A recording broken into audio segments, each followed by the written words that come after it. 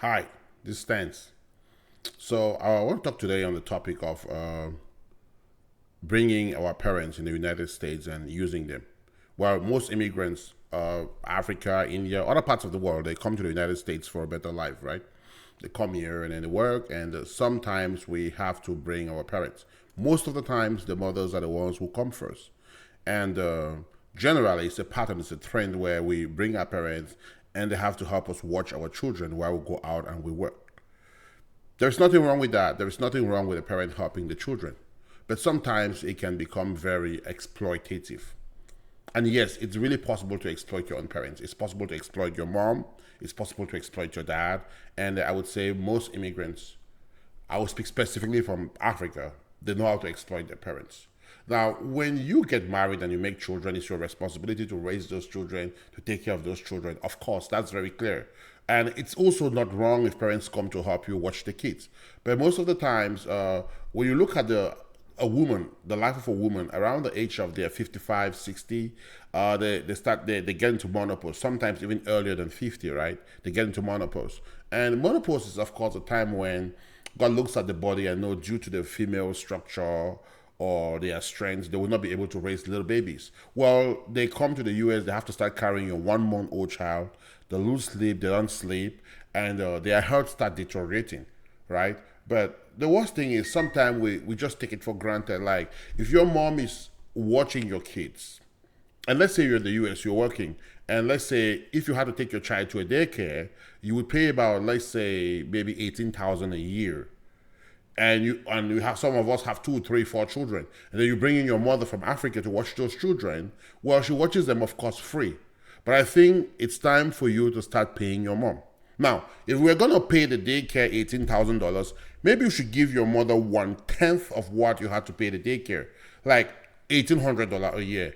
Create a personal account for her and put the money in that bank account and let her control the money, and don't tell her how she has to use the money, who she can spend the money with, and control her to every dime.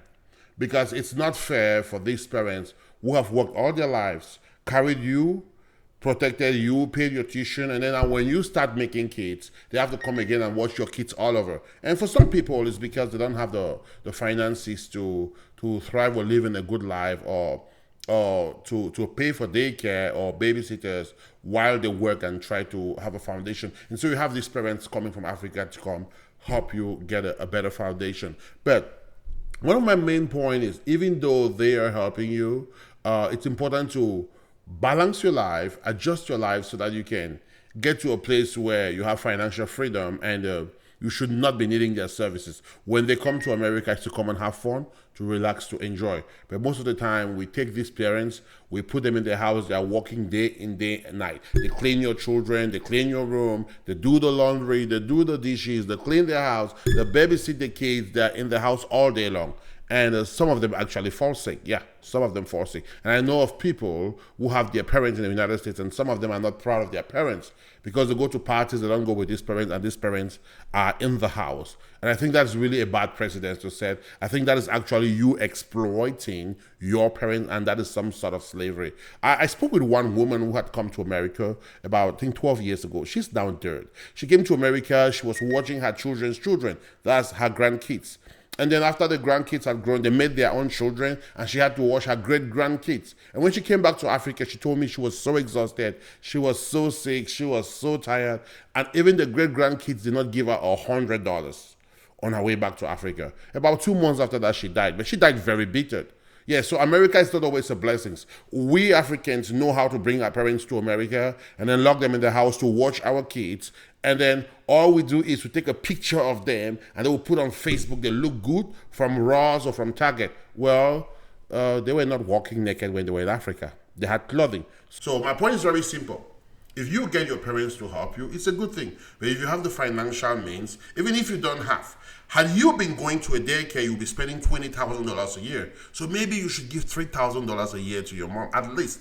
Instead of just giving her food, then buying her good clothes from Target and Ross. She was not naked in Africa. So we Africans have to work to a place where we don't use our parents. And the worst thing about most of us immigrants, I mean, it happens with other cultures, not just Africans. Most of us immigrants, we are so entitled. Yeah, we're so entitled. We feel it's more right for our parents to come watch the kids. And then you have families where they have several kids in America. The parent has several kids in America or in Europe, and the kids are fighting each other. Mom has to be with me, and some fight to be with the parents so they can use them for tax relief, tax benefits, or make some money from the system. And it's just really, really sad. So we have to get out of entitlement. We have to be able to work for ourselves. We have to organize our life so that we can generate enough income for ourselves to pay for the things we need. And if you are using your family member, your parent, and a great grand aunt, pay them some money. Don't be doing it for free, and then you pay maybe the fees of one child in Africa that's related to them, and you think you're doing any good service. That is bad. That is a lot of exploitation. We've got to stop that. And one of the worst cases, they come, they're in your house, they're watching the kid that you've just made, and you and your husband or you and your wife are in the other room having sex to make a new set of babies that they will start carrying while the two of you go out to look for the dollars. So pay your parents, even if it's not the standard of payment for that country, but pay them financially. Say, hey mom, I cannot afford $20,000 to pay for a daycare, but you know what, since you're watching these kids, I'm going to try to get you $4,000 every year in your own bank account and in your own name. That would help them with mental clarity. That would give them a better life experience. That would make their day enjoyable. I'm telling you the truth. They have some sort of freedom. They don't want to come here. They work as if they are little children. They are chained. And then you control them when they have to go places, when they have to go back to Africa. Sometimes it's even worse. We bring these parents here, and while they are here, they have their husbands back home. They cannot be together because they are carrying your own children. So organize your life. Make sure that you get a good career before you even start making children. Something that's going to pay you good so that you can live the right life. And make less babies. You should not always need people to come and carry your children for you. I've had the privilege of having my mom around for some times, but I don't get my mom to do anything in my house for free. I'm going to pay you. I'm like, Mom, how much does it cost for you to clean these windows? Most of the time, almost all the time, you say, no, you don't have to pay me to clean your windows. I'm like, nope. If I was going to hire a Mexican company, they do a lot of good job, I would have paid them. If I was going to hire a white company around here, I would have paid them. Now that you are doing it, I'm not going to take it for granted. Let me know how much this costs. And I call my wife, we talk with her, we agree on the amount, and then she cleans it for us. It doesn't mean that there are also a lot of things that she does for me free. Like if I have to go out on a date with my wife, she's going to watch those kids free. Yes, but make sure you pay these people so they can enjoy their stay in America. Anyway, that was it. That was a very quick and a very short one for me. And I hope I'll be back to you again to talk about money and about family life. God bless you. Bye.